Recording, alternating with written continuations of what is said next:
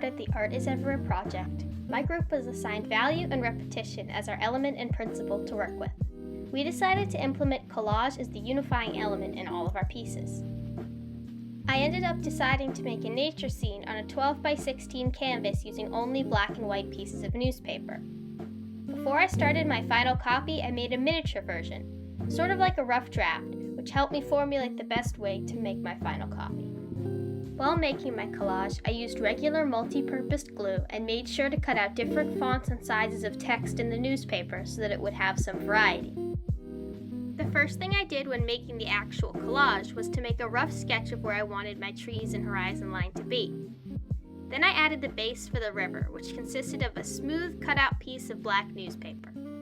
I started from the bottom left corner and started to layer over the canvas and add depth to the river.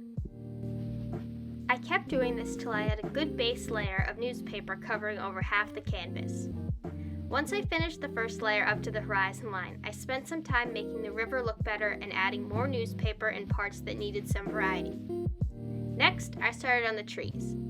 I did something similar to how I made the river with long strips of black paper, which I then added normal newspaper on top of to create a more realistic effect. After making a couple of trees and fully covering the canvas, I noticed that you couldn't really tell what was background and what was foreground, so I added white newspaper as bushes to help make it look more layered. Overall, I liked how the trees and forest background turned out, although I wish I could have found a better way to show perspective in my piece than add the bushes. Also, I wish I could have made the river look more realistic like in my miniature. A lot of things that were easy in my miniature were more complex on the canvas, due to the bigger size and the need to use more paper. I think it was a pretty good attempt at my first time using newspaper in a collage, and even though I would do some things differently next time, I still think it turned out nicely.